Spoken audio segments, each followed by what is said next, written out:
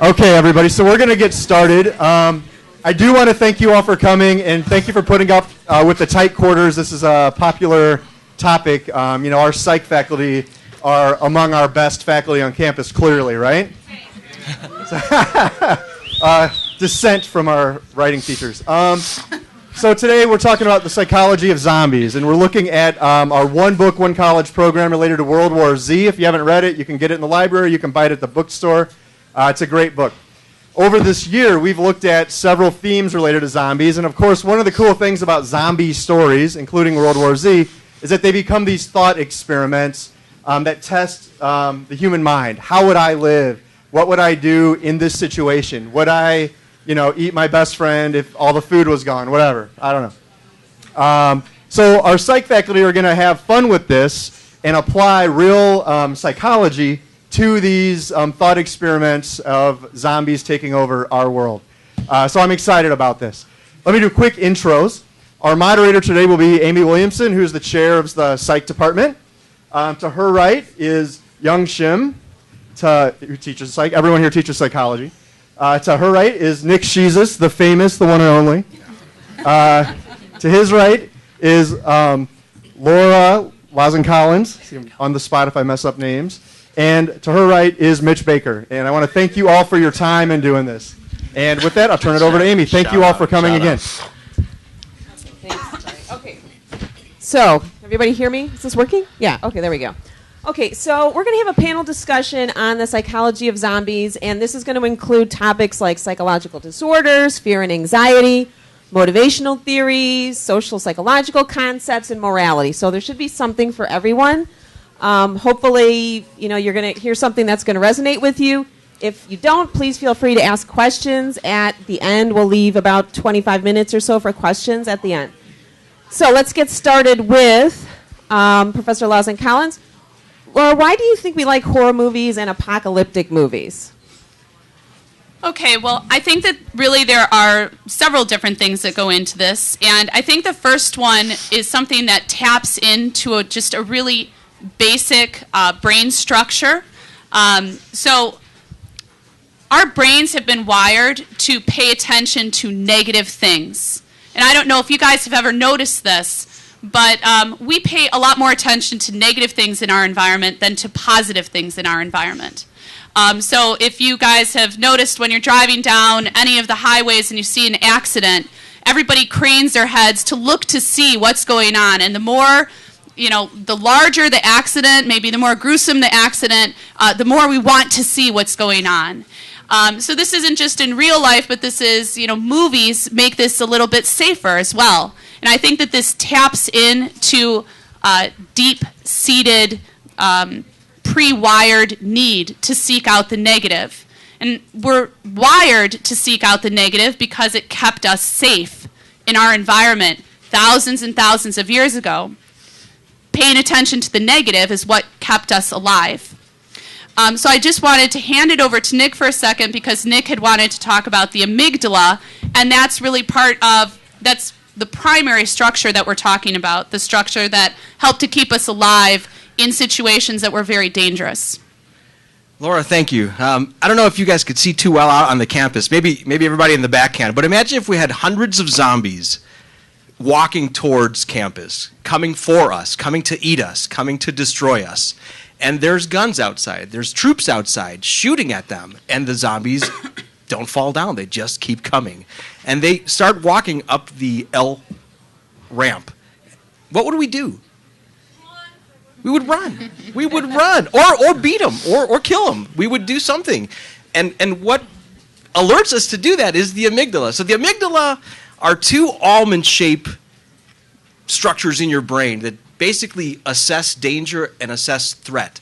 So if you've ever been startled or a hand on your back and you jump, it's because your amygdala is being triggered. So the amygdala triggers the sympathetic nervous system, which controls your fight or flight syndrome, which essentially is adrenaline that gets created by epinephrine and norepinephrine, which gives you the energy to fight off stuff.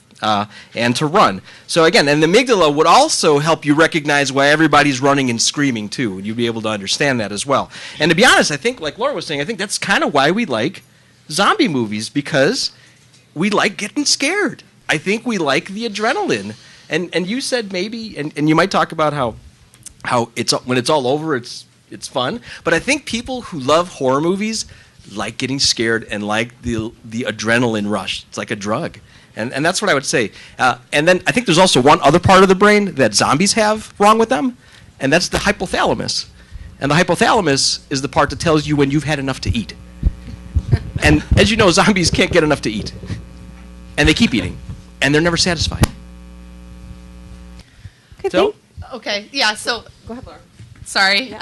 So what Nick was saying about then how that all translates into why we like the horror movies, why we like apocalyptic movies. I think that this really goes to the adrenaline rush. You know, when you go to see a horror movie, you're able to get an adrenaline rush, but it's a safe adrenaline rush, and that adrenaline rush can act almost as a drug. And the nice thing about the horror movie is that it is completely safe, and when you are done, you have complete relief. So you didn't get eaten by a zombie, you know, you didn't get killed. You just saw people getting killed in the movie. So we're wired for that attention, we get the adrenaline rush, and then we get relief. And that conditions us to enjoy the experience with that relief. The last thing that I wanted to say here about this question, then I'll stop, is that I think that apocalyptic movies help us to think about a simpler time. You know, our time right now in 2014, things are pretty complicated for just about everybody. Technology has made our lives a lot richer, but also a lot more complicated. And when we think about an apocalyptic situation, it becomes much simpler. It becomes more about life and death as opposed to all of the complicated decisions that we have to make. And I think that there's some kind of draw to that, you know, that we don't have in our own time today. Thanks, Laura. Okay, and you guys kind of talked about safe ways to have this experience. Now, young Shim, Professor Shim would talk a little bit about fear, anxiety, and PTSD related to the zombie phenomenon. Okay. Do you like a zombie movie? It make you fun or it make you scared? Both? Yes? Yeah, that is correct. For me, personally, it makes me really scared. So, when people get scared, what happened to people? Okay, I'm sure you experienced some scared, you know. What happened? Don't think. Okay. Then what else? Run. Okay. And run.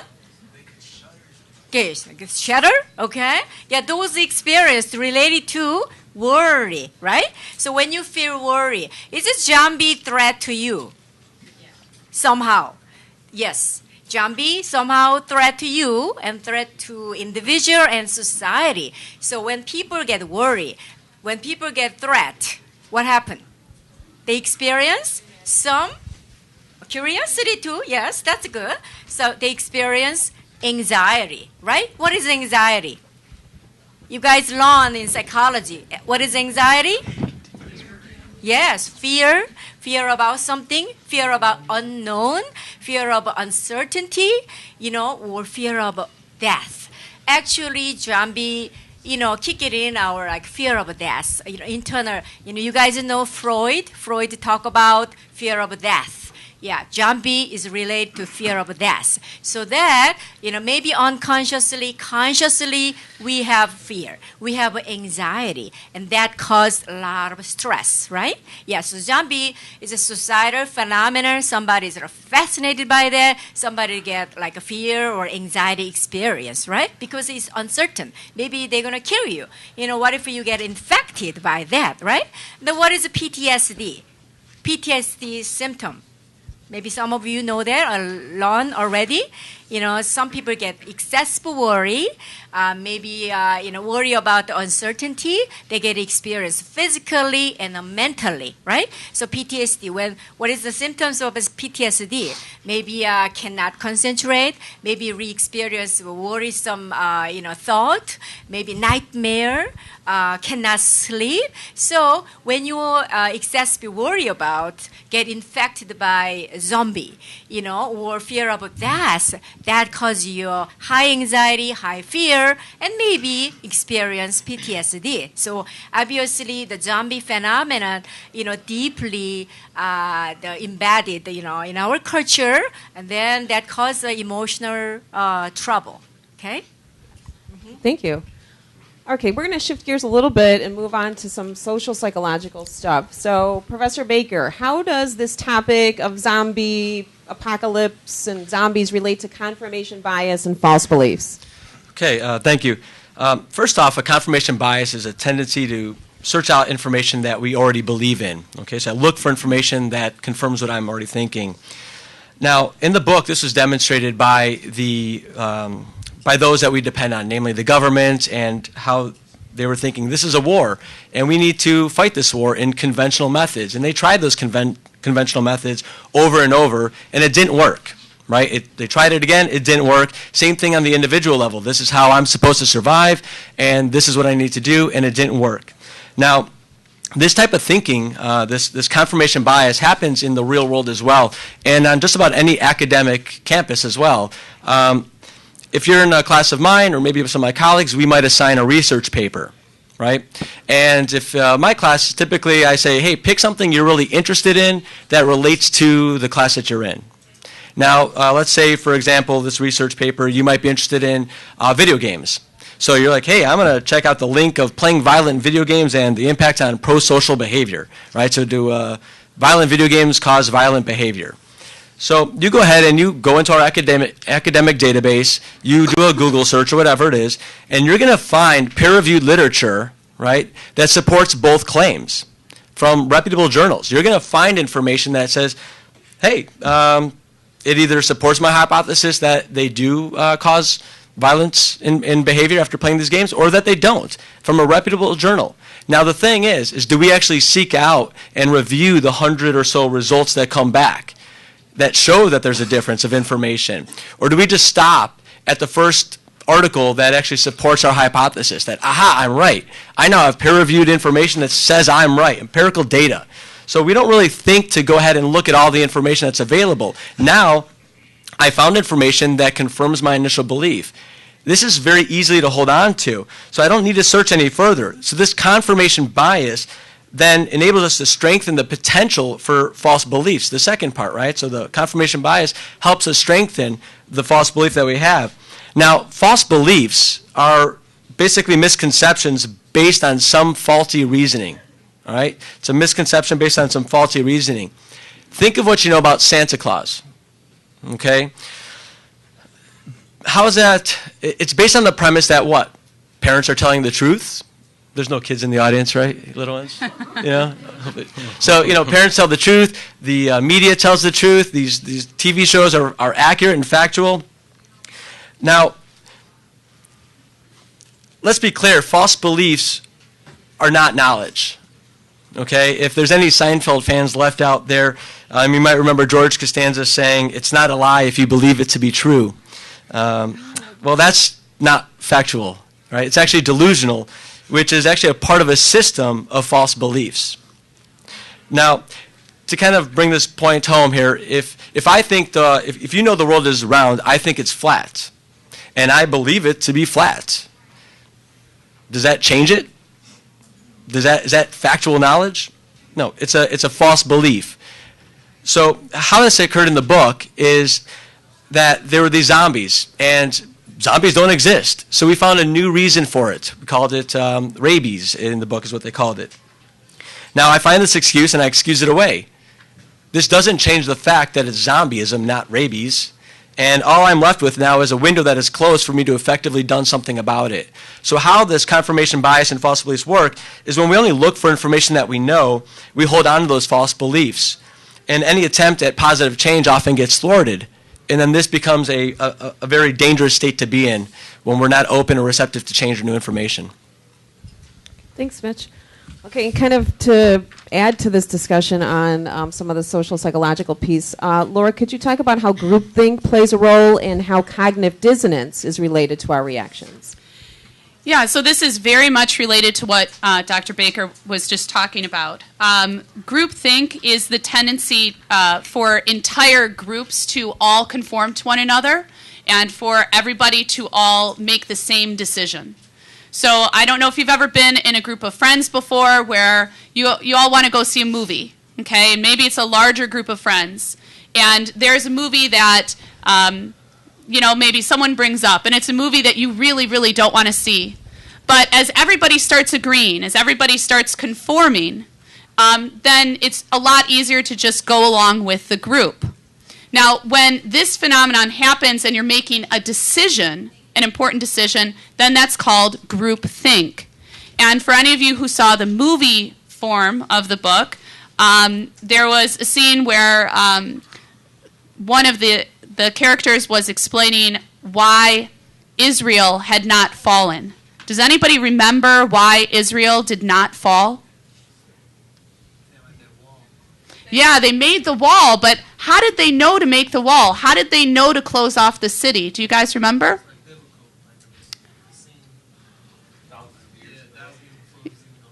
Right? Okay, so some of this was absolutely they had already started, right? Okay, but they knew to finish it before anybody else did. They knew that there was something apocalyptic happening before any other country did, which allowed them to finish things up and close their city off.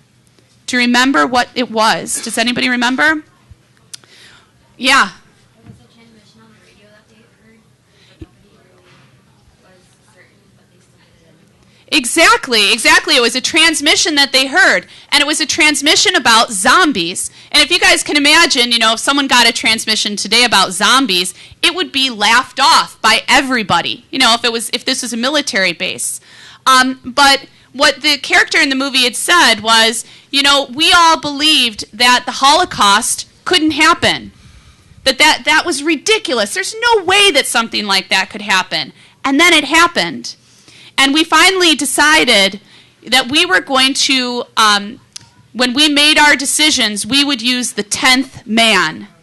So this idea of the 10th man. The idea is that you have a group of people, of 10 people, and if everybody in that room agrees, okay, well, this is ridiculous, it's not zombies, it is the role of the 10th man to be descendant. The role of the 10th man to say, I am going to explore the opposite of what everybody else in the group believes. So it is making a conscious decision to not follow groupthink and to not follow what Mitch was talking about, which is a confirmation bias. When you're in a group, everybody's confirming one another. It's not even just you going out and confirming it. It's everybody else in the group is confirming one another. So Israel had made the conscious decision to use the 10th man.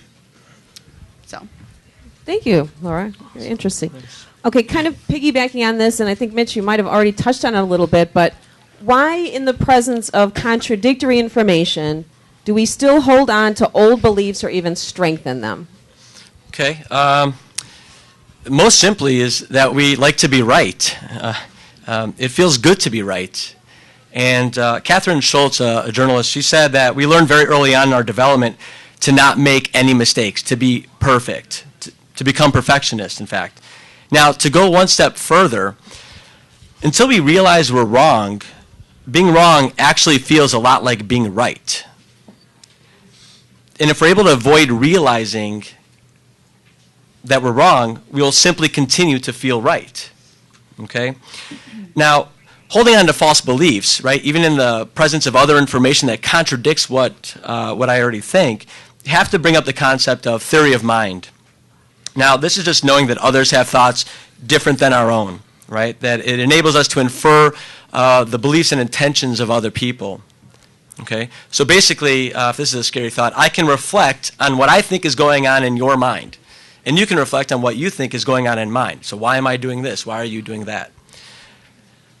Now, a recent paper by a gentleman, Brendan Nyhan, he looked at the effectiveness of messages promoting vaccine use. Okay, so I'm taking it out of the book. I'm bringing it to a recent paper that was presented.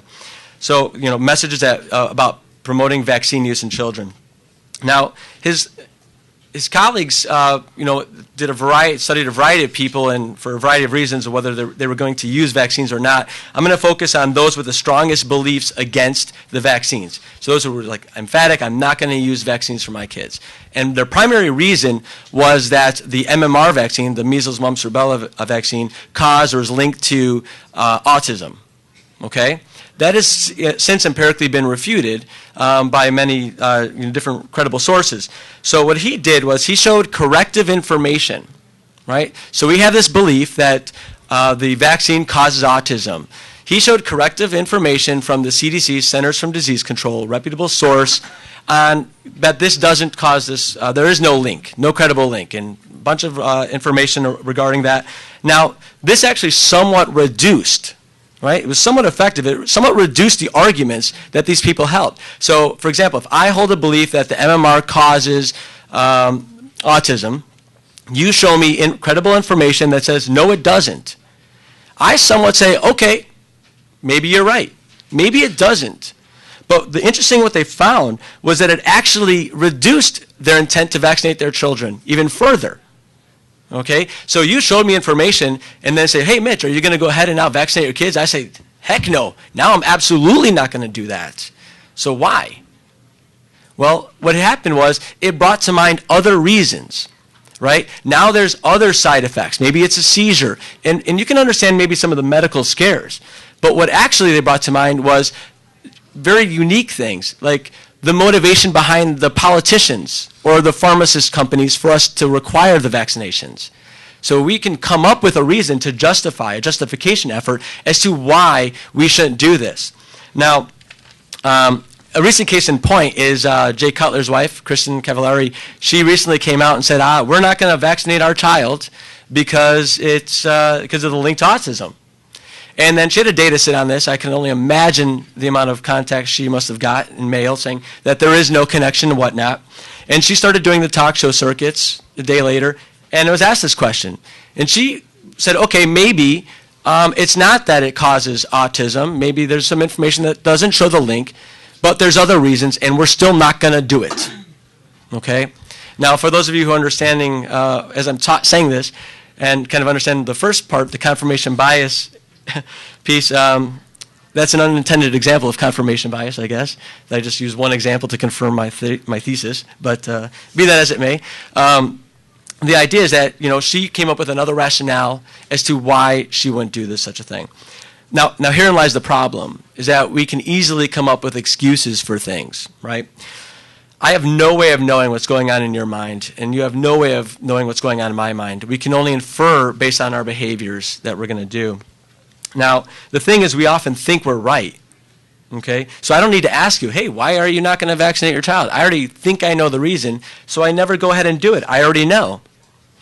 Now, there's other areas, too. I mean, we have this in psychology and education. There's the concept of learning styles that's perpetuated, that the discipline of education holds on to the notion that there's different learning styles, visual thinkers, auditory thinkers, and whatnot, even though the empirical evidence is not reliable, okay? And even more recent reviews are critical of the validity and utility as a theoretical basis for education. But yet we still talk about these. In your classes, people still might ask you, what is your learning style? How can I better serve you? There's no credible evidence that says that this is the best way to teach people.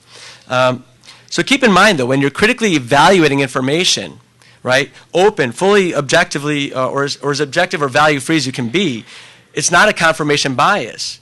If I take the information coming from this side and that side, it's not a confirmation bias. It doesn't guarantee that we'll be right, but at least minimizes the likelihood that we're going to hold on to those original beliefs, and we're more open to new information and actually being able to change our mind when credible information or relevant information is before us.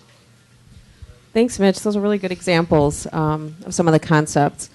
I'd like to move on and talk a little bit about motivational theory. And so, Professor Shizas, how might Maslow's theory explain what's happening in the zombie attack? Well, it's unfortunate, but I will say that Maslow is written all over this book.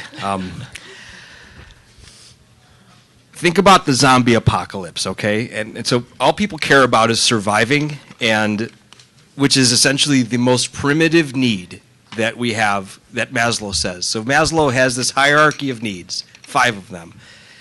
Physiological, which is your food and water. Safety, keeping yourself alive. Friendships and belongingness is next, and if you have that, then you go to esteem, feel good about yourself, and then finally you can start becoming a creative person and pursuing your inner talents. So, but what does all that mean when you're running from zombies and scouring for food? You could care less about friends, maybe only if they're going to give you food. Or you could care less about discussing the philosophies of life. You're looking to basically survive.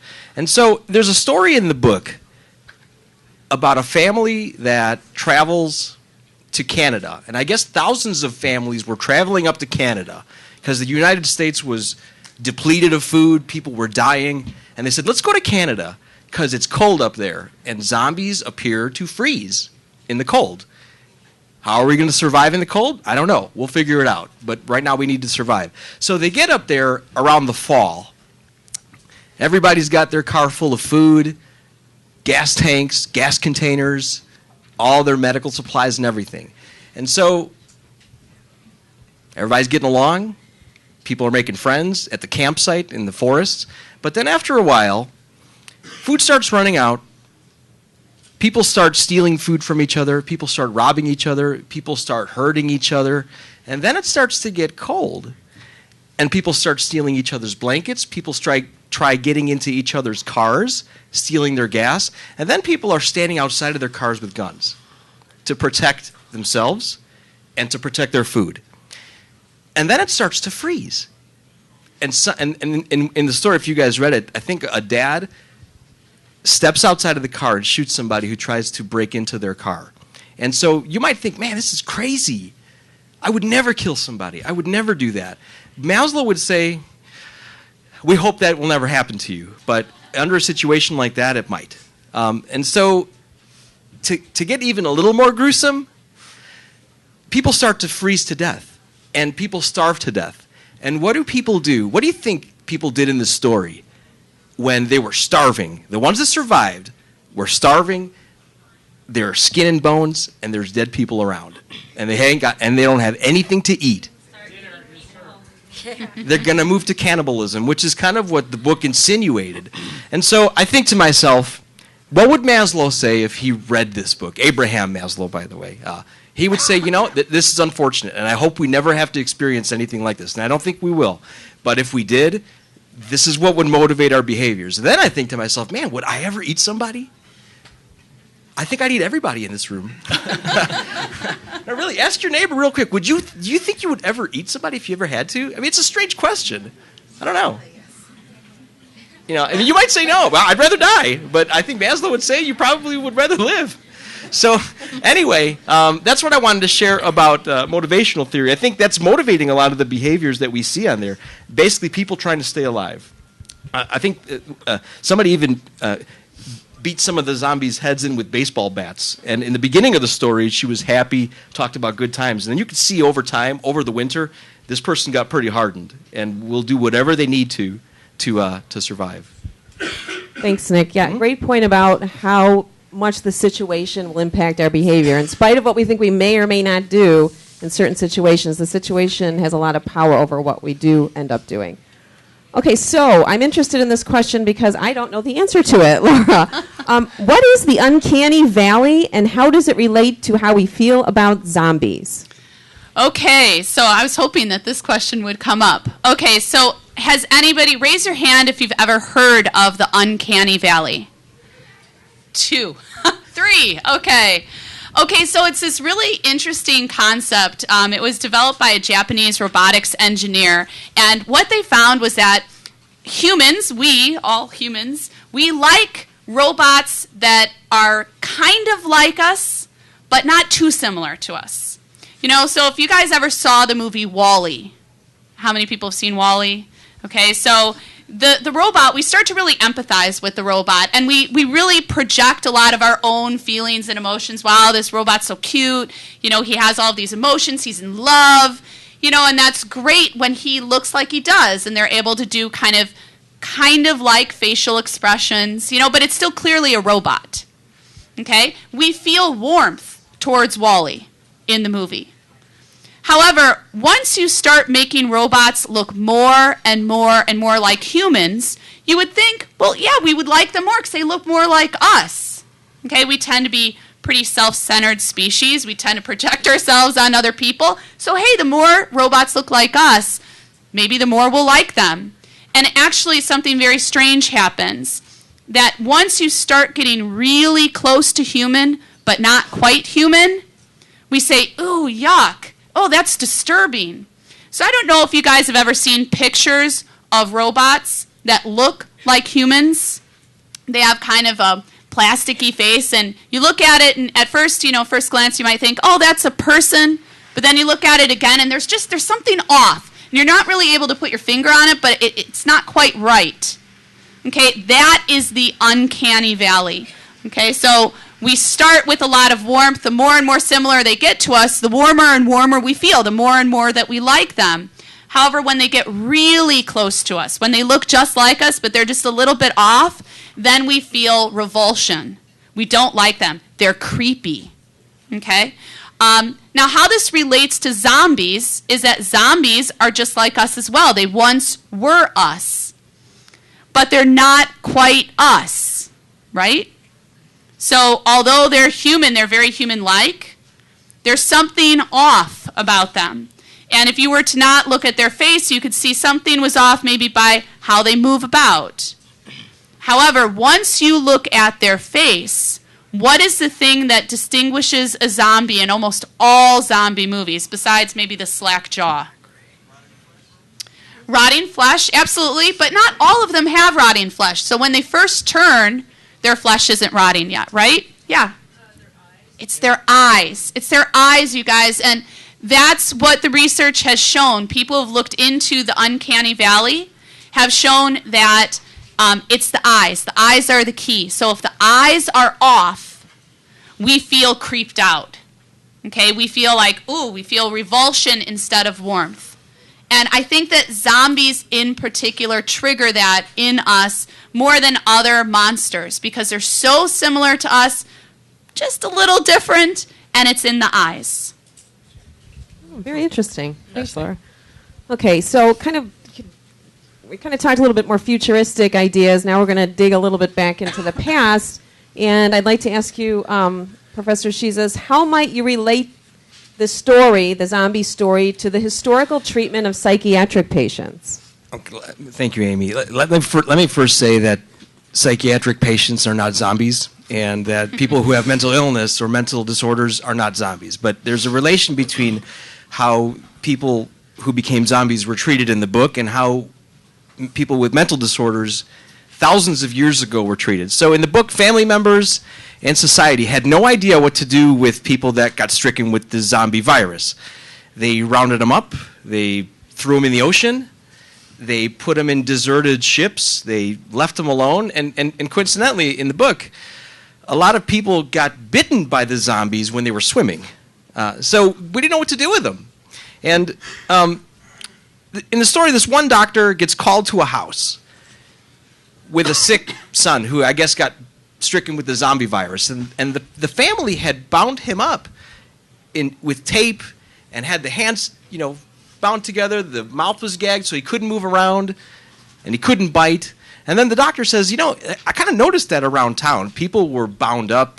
I would see people in back seats of cars bound up in the trunks. They would be making noise. And so obviously people had no idea what to do with the zombies.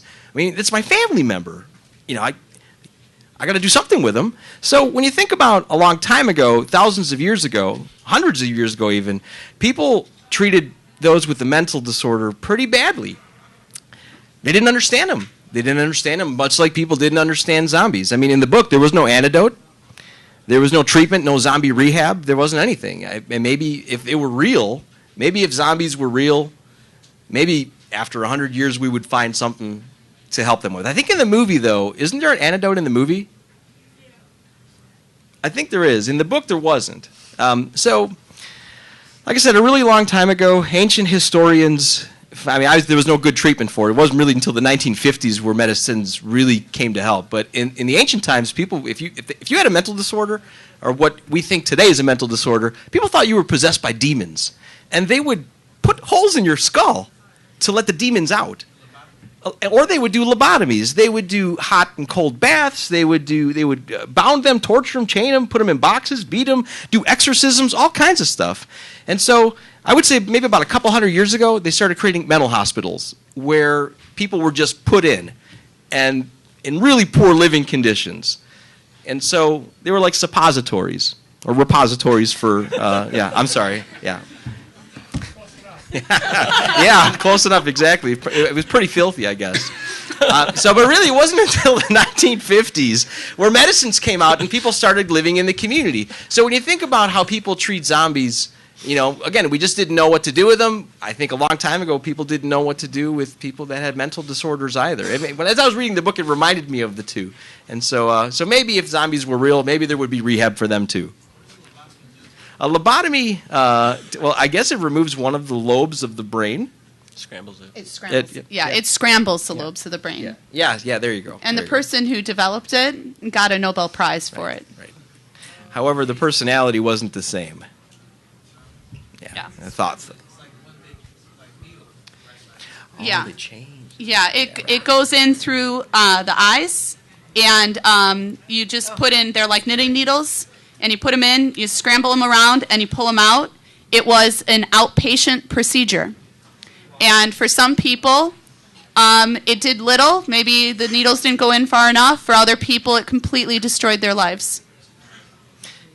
And interestingly, a long time ago, people thought that individuals became mentally ill from this thing called the wolf spider, which is a tarantula today. And in the book, you get the zombie virus by being bitten. So I mean, there's some comparisons, and kind of how sometimes we don't have empathy for people we don't understand. And I'm sure zombies are nice. I'm sure that if you helped them. Unfortunately, most movies don't bring out that side of them. I know. But okay, thank you. So you kind of talked about the historical treatment and psychiatric patients and what was going on. And so this ties into a question for Professor Baker. What kinds of morality issues are brought up with these situations? Okay. First, let me admit that with the private knowledge I have of myself, I should serve as nobody's moral compass. But having said that, I can't speak about the judgments we make, the moral judgments or the behaviors of morality. And in doing this, because I should serve as nobody's moral compass, I'm going to take it from a consumer psychology approach and kind of let you guys come to your own conclusions. You might be familiar with Lawrence Kohlberg or Carol Gilligan's theory, but I'm not going to really touch those, but they definitely apply here on many levels. But I want to mention one of my students actually introduced me to this theorist a couple years ago, Rebecca Sachs. And she and her group, and I think she was a grad student at MIT at the time, she found there was a part of the brain that doesn't really do a whole lot except help us engage in theory of mind, right? Helps us infer the mental states of others, right? Otherwise it's not active, but when I'm thinking about what you're thinking about, then it's highly active. And just for those taking notes at home, it's called the RTPJ, the right temporoparietal junction, okay? Now, in the book, not the movie, they were selling a rabies vaccine because it was called, it wasn't zombieism, right? It was called African rabies. So they knew it was zombieism, but they decided to sell this vaccine anyways, though they knew it wasn't all along. Now, organizations and businesses market to emotions. This is explicitly stated in the book, and I used to work in the industry and would agree with it, is that we're not selling products and services, but we're selling emotions. Now, if you juxtapose any product or service next to the emotion, we can't help but draw some type of relationship between the two and think like, oh, this must mean I feel that way, or that service is going to do that for me. It's not the activity itself, it's the emotion that's being sold. Now, and I think the vaccine was called Phalanx or something like that in the book. Now, again, this case, they were not selling a product, they were selling fear as it's written in the book. They were selling the idea of the idea, right? if I may, I would kind of equate that to like the lottery. Odds are you're not going to win. Any individual is going to win it, but you buy the ticket for the right to dream, right? I can now spend the day thinking, what am I going to do? How am I going to quit my job? Who am I going to help out? Whatever it is, I'm going to be a millionaire. So you're selling that idea. Now, there's a few commercials that I really like, and I was thinking about showing them, but I didn't ask for the tech to be set up for it. But one of them is a BMW commercial, and it's called Opportunity Knocks, if you wanted to actually look at it and seek it out. And this spot focuses on missed opportunities. Now, it opens like a guy's breaking up with his high school girlfriend because she's kind of nerdy looking, and then later sees her on the TV, and she's this attractive supermodel who makes the cover of a magazine. His buddy tries to get him in on the ground floor of a Twitter, but he, quote unquote, just doesn't get the whole 140 character thing. And then he's looking at this BMW, and he's like, are you going to take it? And this guy's reflecting on all those things that I've missed. And he's like, I'll take it. I'm not going to miss out on this one, is at least what I can think about what's going on in his mind. And he goes ahead and buys it. So we're selling the idea, don't miss out on this opportunity. Don't make the same mistakes like you're always used to. If anyone's seen the TurboTax commercial that's out there. Any positive words that you associate doing taxes with? Money. Okay. Hopefully if you don't owe it, I guess, right? Right? Well, they're telling you it's the story of your life, and your life is exciting, and you should do this type of thing, right? And if I go to TurboTax, it'll demystify my life and it'll make it exciting. So I'm buying the prevention against the fear and anxiety that taxes cause, right? So is this wrong? Are we allowed to sell these things? If I may, just a couple minutes here, I'm going to give you a couple scenarios, and by show of hands, you let me know if you think it's morally okay. So, kind of relating it back to the book, the trusted pharmaceutical company, let's call him Tom. The pharmaceutical Tom knows it's zombieism. Right? Not African rabies, even though the government is calling it that to the public. So pharmaceutical Tom knows it won't work at all, but he also knows it won't directly kill anybody. You have to get bitten by a zombie to die. So he sells it as protection for something he knows it does not protect against. Is this morally okay?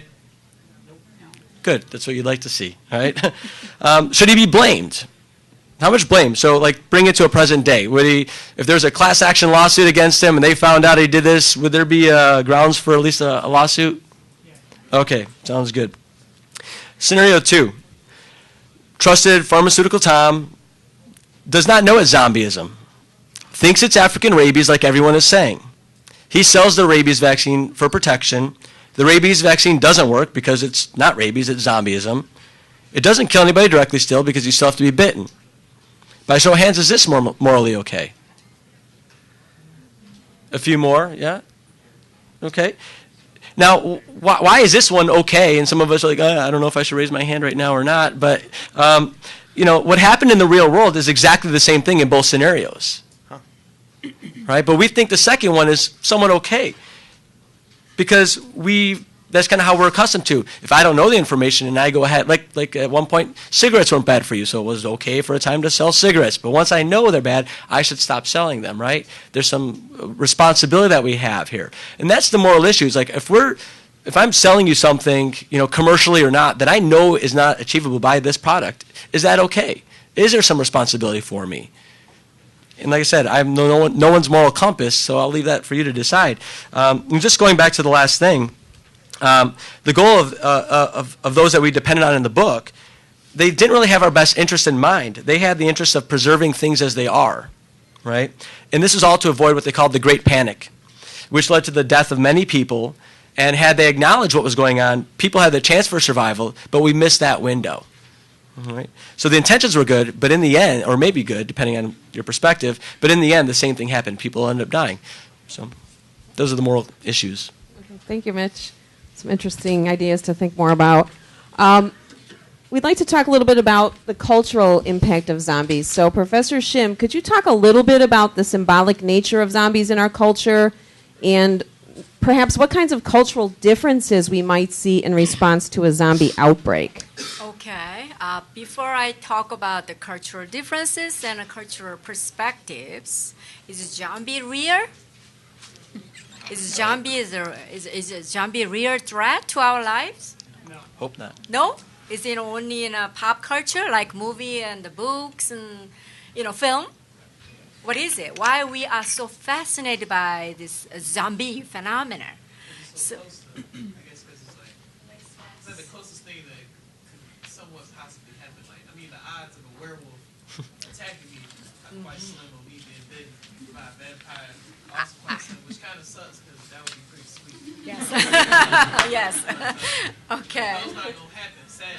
However, the odds of somebody getting infected with some type of viral disease of some kind that could make me aggressive and make me want to eat my friend Kelly here. Okay. Yeah.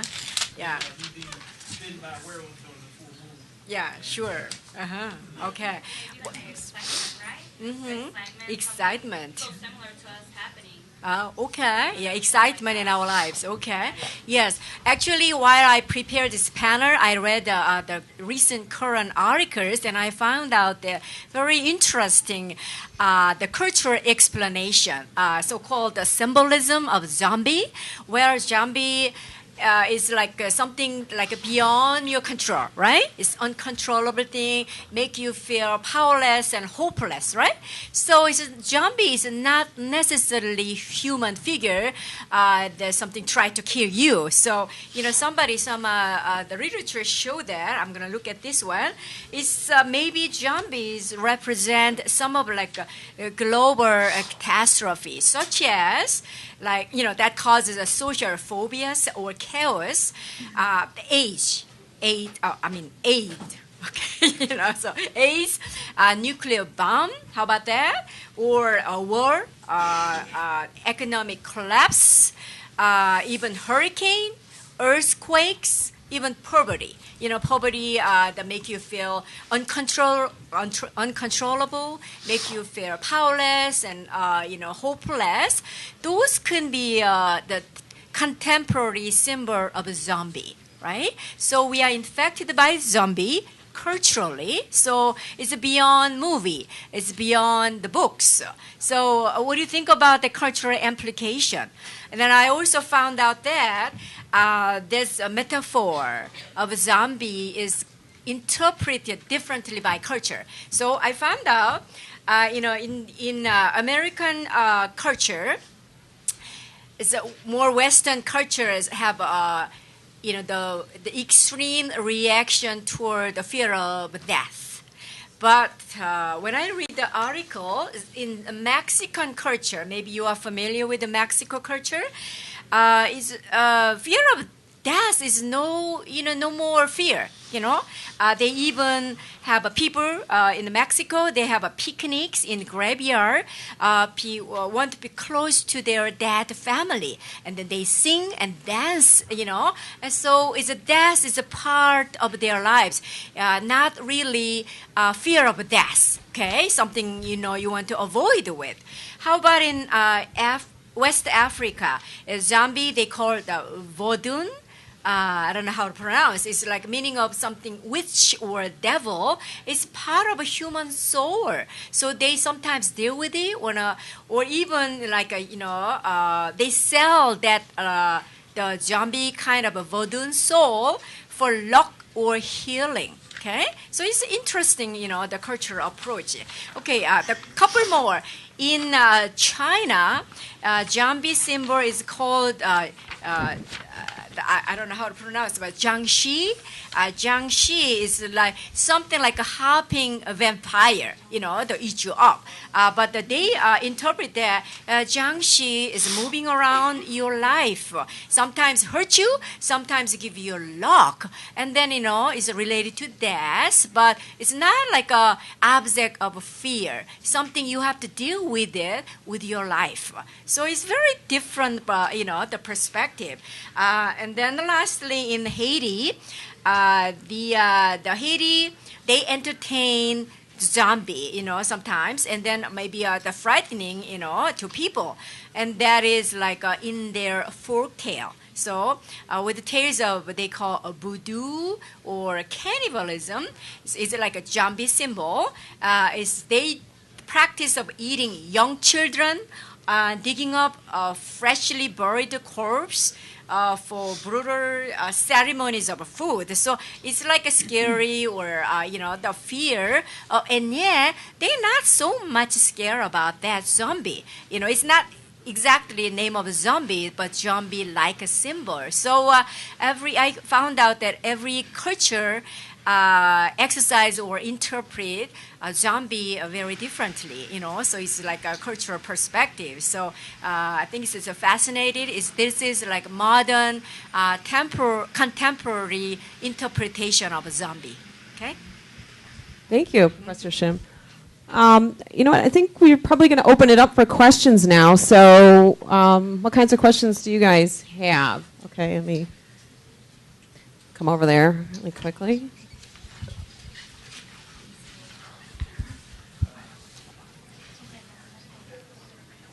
What did you guys think about the the incident in Florida when that dude ate that other dude's face? Because he was on bath salts. Because I freaked out, and I was like, "It's going down tonight." So, I don't know what that meant, but I was kind of scared, and I looked up.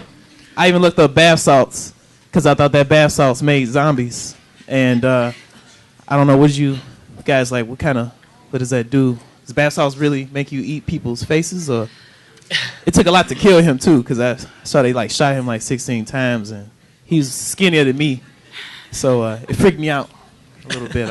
I was scared. Different drugs can cause psychosis. Thank you. And psychosis is a split from reality. So when you are psychotic, when you're having a psychotic episode, you believe things that are not true. You believe things that are not real. And people have done absolutely horrendous things to themselves and to other people when they are psychotic.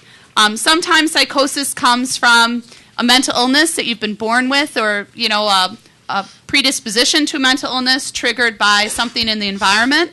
But sometimes psychosis can be caused by other things like drugs.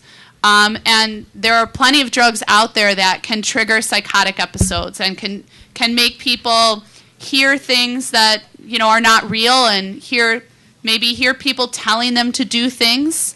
So I'm guessing that that's what the situation was. He probably felt threatened too, and probably was trying to protect himself, which is what I would imagine too. And absolutely with psychosis, that's what I would guess. Well, he maybe thought that the guy was trying to attack him, and this is the way he was going to retaliate. Or perhaps he was hungry. Other questions? Anybody's got? Does it normally make you that strong? Yes, psychosis can give people a strong jolt of the epinephrine and norepinephrine, and people have done all kinds of things when they have those chemicals kind of running through their bodies. I've seen really small people, small framed at least, take down a couple of individuals, and I mean, so sometimes psychosis or manic episodes can cause that. As long as I'm not hungry and I take bath salts. I think we'd probably recommend not to do the bath salt thing. Yeah, don't. Just for So it's proven that. Whoa. Yeah. So is it proven that you can become stronger if you're under attack or whatever, like an adrenaline rush? You could become twice as strong as you. I don't know about twice as strong, but at least for a little bit. So it is probable. Not superhuman. I mean, you're still within the confines of your body, but you're maximizing your abilities. I don't know. I mean, can I lift a car to? I don't think I can, but I could probably take a few people down to get myself into a safe place where I normally can't. Thanks. Any other questions? I kind of want to be in the middle here so I can see people. We have Anybody a question else? up here. Get one up here.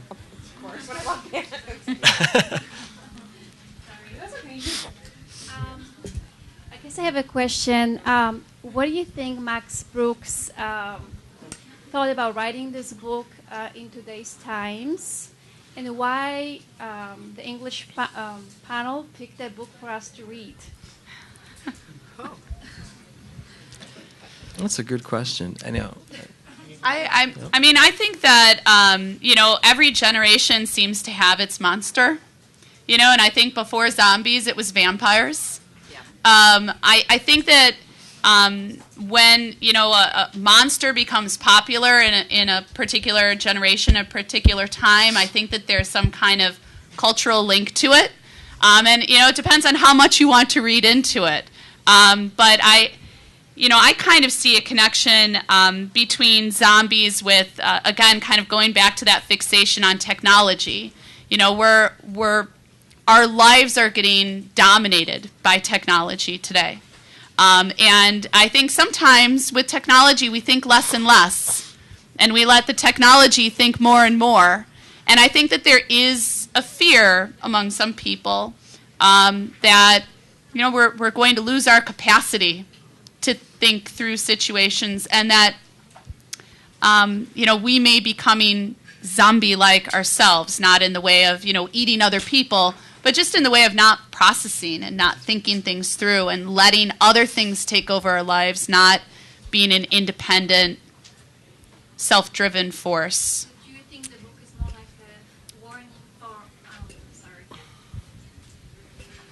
So you think the book is more like a warning for all of us, especially young generation, to kind of look up at the back times and kind of try to live more simple and think about it, what would actually happen if a disaster will happen, teach us maybe more what we should do and how should we prepare, that we have to be maybe knowledgeable that possibly can happen, even if it's so unreal, that zombies unreal, and it's like a symbol. I agree totally with it. I think it is a symbol of a lot of things culturally, and teaches us definitely. But I still think, do you think this is more like the book is more of a warning, or is supposed to teach us to be prepared, or just to? I think so. No. Yeah, that reminds me. Oh, sorry. No, go that ahead. reminds me the article I read. A couple of days ago, is related to symbolism. So why why people have a fear about the zombie, because it's beyond your control, make you feel powerless and helpless. So anything make you feel powerless, helpless, and have a fear and make you anxious could be the zombie-like thing, So, for example, technology. The young people is fascinated by using technology, and then some people is without the phone, without iPhone or smartphone, they get anxious, right? So they're losing control over technology. So technology could be a zombie, and they're gonna eat you up, right? So then they're gonna be like a zombie. So it's a lot of things like symbolic thing. So I don't know about the book represent that or implicate that, but we can certainly interpret that as a zombie. As a warning. You gotta deal with it, or you're gonna eat by that. Yeah. So. As a fan of literature, I would never want to take away what I think the intent of any good piece of literature is that we can project different things into it. So I would not want to take away what you're reading into the book, and I think that's very appropriate. I don't think Max Brooks was attempting to prognosticate the future like a 1984 Brave New World was attempting to kind of do. But yeah, I definitely see many of this could serve as a metaphor for many things of, being more actively participating in our own lives and being aware of the present and stuff like that, for sure. Have you heard about caterpillar fungus? Caterpillar fungus? Have you heard about caterpillar fungus? I have not heard about I have caterpillar not. fungus. I'm interested. Tell us. It's a type of fungus that seems to infect insects. Insect some bite you, and then Interesting. try to kill you. No, Well, for some reason, the spores that go inside the insect. so the spores that go inside the insect tend to cause the infection. It's pretty Contagious. similar to what we're looking at here. I guess there's a lot of infections that could, mirror zombie infections. The insect seems to go into really.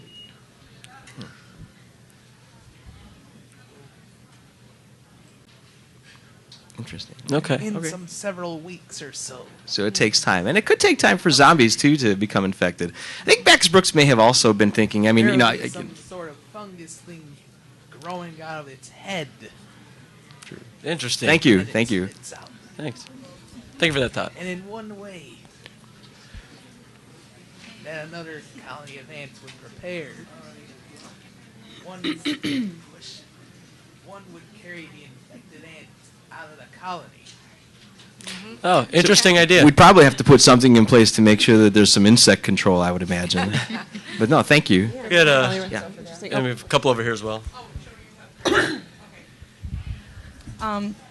Just real quick, when you were talking about the like the cultural symbolism, like why do you think it is with America being so multicultural that it is that we have such a narrow view of death?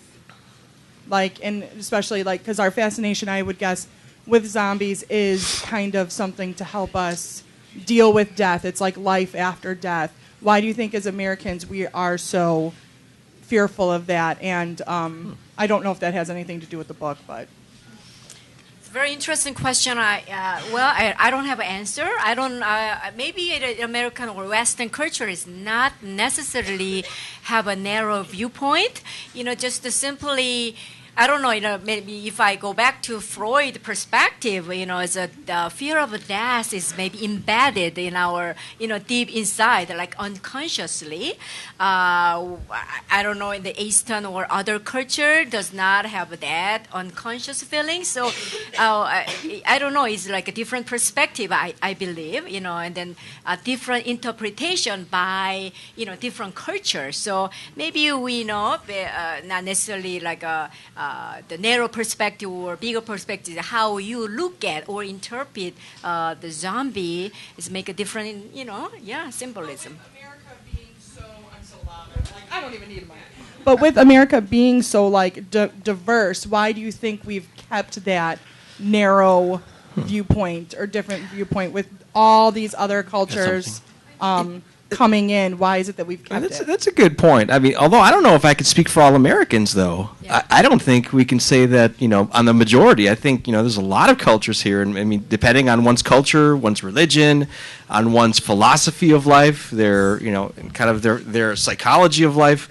I don't think I could say everyone's has a narrow mind about death. I know the existentialists accept it. It's part of life. It's what's going to happen to us, and we should live our life to the fullest to do it. Certain religions believe that, we're going to have an afterlife, and many cultures communicate with people that are dead. So they don't think that they're really truly gone. They're always with us. Other people think that's it. Once we're done, we're in the ground, and that's that. So I think it depends. So I think when you look at America as a whole, maybe we have to look culturally. That's what I would say. We have one more quick answer to that question for you, Tiffany. Hi. My thought with that question is that maybe it's just that in the United States we're so diverse that we don't have one unified philosophy. As opposed to in other countries, there's probably less diversity, which means there's more unity regarding religious beliefs or cultural background, and therefore the belief in the meaning of the zombie symbol or the reaction to the zombie is one. And so it dominates the culture. It comes out very clearly. As opposed here, it could be multiple because of our multiple cultures. Great point. Thank you. I have a question about when you were talking about the robots with the eyes and how we find that creepy and stuff, and how the zombies, they have like something wrong with their eyes. Do you think another thing that we, like when we look into the eyes like the window of the soul and we check and see if someone is alive through our eyes, do you think one of the fascinations that Americans or people have with zombies is because we are confronted with death? Like it's like this is our way of being face to face with death. So that the eyes, what you're asking is, do I think that the eyes are kind of the key to whether the person is alive or dead? Yeah, because like without life in the eyes, it's basically like you're a dressed corpse. then that's how you can tell that the person is dead. Yeah, and I agree with you. I think that is, people talk about the eyes as the windows to the soul. And when you talk about body language and, what do we pay attention to when we're talking to another person, it can be very uncomfortable to speak to another person without being able to see their eyes. Have you guys ever spoken to someone for an extended period who's wearing like the reflective glasses? And you can't see their eyes. You can see their face, but you can't see their eyes. There's something, there's something unsettling about not being able to see their eyes. So I think we read a lot into people's intentions, what they're feeling when we look at their eyes. And so when their eyes don't look real or when their eyes look like there's something wrong with it, I think that in and of itself is settling. But I agree with you. I think that makes sense. That there is a connection there with death as well. To tell whether or not someone is alive or dead, you would not be able to tell by just looking at the rest of their body. Really, you can just tell from their eyes. So I think that is part of the fascination that we have with zombies as well, just in general. That kind of thin line between life and death, life after death. So. Run over here. Person. Are there any physical or psychological, I guess, ways of damaging or distinctions between humans and zombies, like you mentioned with the amygdala and the fear response? So, how they wouldn't, be intimidated by, just guards and stuff, as you mentioned with, coming up the L ramp, where, a human being would have that, fear. Well, I think there's certainly some dysregulation in many of the brain parts. Professor Lawson Collins and I were just talking about, the frontal lobe and the frontal cortex, which gives us a lot of our abilities to have higher level thoughts, judgments, decisions, memories, and whatnot. So, and then there's this part of the brain called the anterior cingulate cortex, which is kind of like the regulator between the amygdala and your frontal cortex. So I think a zombie probably does not have that part either, because their amygdala, while it handles fear, it also handles aggression too. So I think they probably have. I would say. I mean, again, zombies aren't real, and theoretically speaking, if we did see a zombie, I would imagine there's probably some dysregulation in the frontal cortex to make decisions, and they're probably acting on base emotions because they don't have those filters. Just one step. I don't necessarily even. I think maybe the main differential would be that there is no mind, if you will. There's no consciousness. There's no sense of who I am or the memory of who I was and the personality behind the zombie. Zombies are one thing. They're directed by this one motivation of simply survival, eating people, make as many of us as we can. Maybe it's maybe it's a metaphor for the population boom. I mean, it took us all of humanity, right? All of the time. To get to 3.5 billion people, and then it took us only 50 years to double that.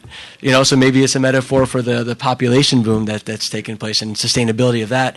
But I think the main differential is the idea of that there really is no personality behind the zombies. There is no thought action except survival. I guess a better way of wording it would be: Are there any ways that human beings become zombie-like in that sake, in terms of even psychologically?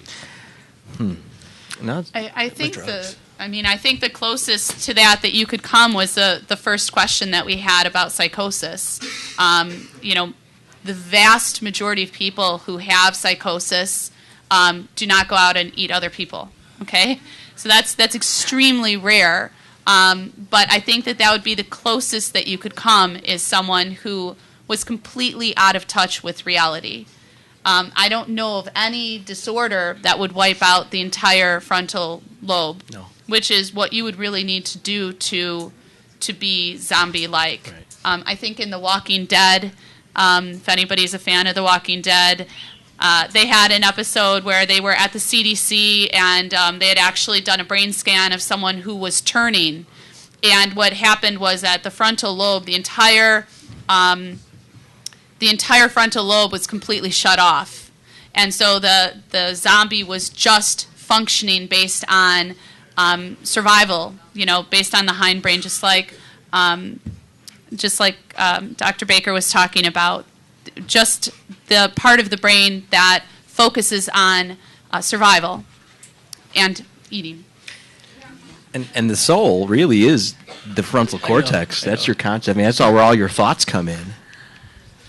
We got one question in the back here. Just to clarify, I'm not Dr. Baker, ABD Baker, so thank you. So, all but dissertation. So, no, thank you. So piggybacking off of the whole eating people thing, why is cannibalism frowned upon, I guess? Can you repeat the question again? A little bit louder. Piggybacking off of eating people and everything, I wonder why is cannibalism frowned upon? Not that I'm advocating it or anything. That's a good question. But we talk about this in hypothetical situations, like, oh well, if it came down to it, would you eat somebody? And there's still people that would say no, I wouldn't ever. But why is it frowned upon so much? Maslow would disagree. He would say you will do everything you can not to, because we relate, of course, humans with life and quality and and spirituality and whatnot. So why is it frowned upon? I don't know. There are a few cultures that did practice cannibalism. I just heard an extended story about this the other day, and there was an island where they were. The latest case of cannibalism was in the 1970s or 1980s, and they said that the thing that brought all of the cultures together that did practice cannibalism was a lack of food. So although, most people are not going to turn to cannibalism when there is a lack of food, the cultures that historically have engaged in cannibalism were cultures where they were located where there was very little food there to begin with. And so it became a part of their culture over time, potentially in order to supplement their diet. The culture that they had been focusing on in this story was located in a swampy region, and there was almost no protein that was available in their environment, and they were very isolated from other environments, and cannibalism had become a part of their culture and their religion over thousands of years, perhaps in part due to their environment, due to the lack of protein. Okay, thank you. We have time for one last question. How do you guys think children would react to a hypothetical zombie apocalypse? Like, would it be possible that an 8-year-old could understand what's going on and be trained to protect themselves to kill these zombies? I'm going to say something really quick. I know a lot of people are leaving, then I'll leave it to everybody else. But I actually think children might fare better than a lot of adults. And that's because I think a lot of adults rely on schemas that they have developed over, decades, and we adults, we tend to like to do the same thing again and again and again. We tend to be a little bit more closed to considering new options and new possibilities, whereas I think children are better able, they're, more programmed to be open to different possibilities. I think they might recognize something maybe before some of the adults around them. They have shown that very young children are able to, for example, survive in the wild for long periods of time, whereas once you get a little older, the survival rate goes down. And it's because I think the younger children are just more adaptable. So I'm not sure if you guys... time's sake. I think kids would be scared, certainly, too. Yeah. Good. Thank you. Okay, thank you very much, everybody, for coming today. Appreciate all your panelists here.